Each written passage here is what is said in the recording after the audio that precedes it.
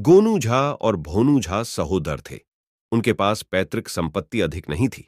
अपनी तीक्ष्ण बुद्धि और हाजिर जवाबी के कारण गोनू झा को अक्सर मिलने वाले सम्मानों पुरस्कारों से समाज के कुछ लोग जलते और नीचा दिखाने की चाल चलते रहते थे, किंतु गोनू झा साजिश को हे नस्ते नाकाम कर देते थे।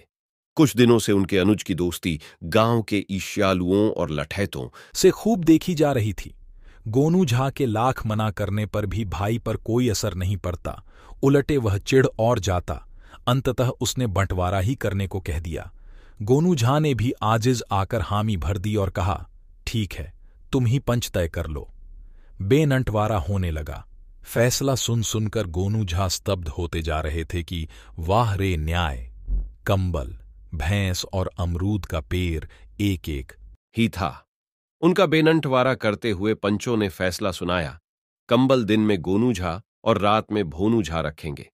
भैंस का सिर गोनू झा का और धर भोनू झा का होगा। अमरूद के पैर की जड़ गोनू झा की और शीर्ष भाग भोनू झा का होगा।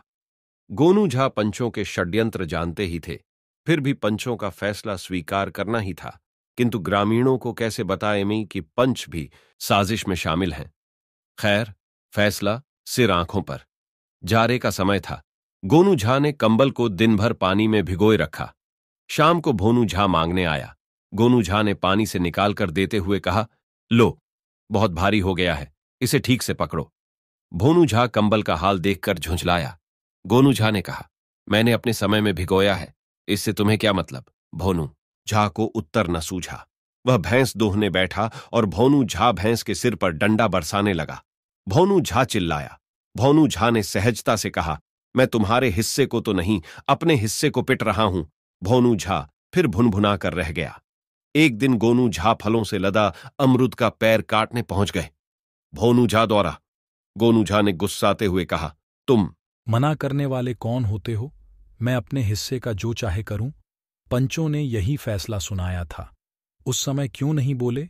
अपने ही स्वार्थी मित्रों को पंच बनाकर तुमने सोचा था कि मेरा कल्याण कर दोगे, परंतु मैं तुम्हारा अग्रज हूं। पंचायत से पूर्व उन्हीं पंचों से मैंने भी गुपचुप कर पक्की दोस्ती कर ली। अब समझो कि पक्षपाती पंच का क्या कुफल होता है। भोनू झा ने डंडा उठाया और उन पंचों को ही खोज खोज कर पीटने लगा। आखिर गांव के कुछ भले मानुसों ने बीच बचाव किया। सारा वृत्तांत बताया गया। बद्ध बुजुर्गों ने फिर पंचायत की और दूध का दूध, पानी का पानी हुआ। कंबल और भैंस 24 घंटों तक एक के ओर फिर दूसरे भाई के पास रहेंगे। अमरूद का पैर एक एक वर्ष तक एक एक भाई के अधिकार में रहेगा। इस फैसले को गोनू झा ने भी खुशी खुशी स्वीकार किया। आंचल स्टोरी को सपोर्ट कीजिए और सब्सक्राइब कीजिए और लाइक कीजिए, फिर शेयर कीजिए। हमारे इस वीडियो को देखने के लिए बहुत बहुत धन्यवाद।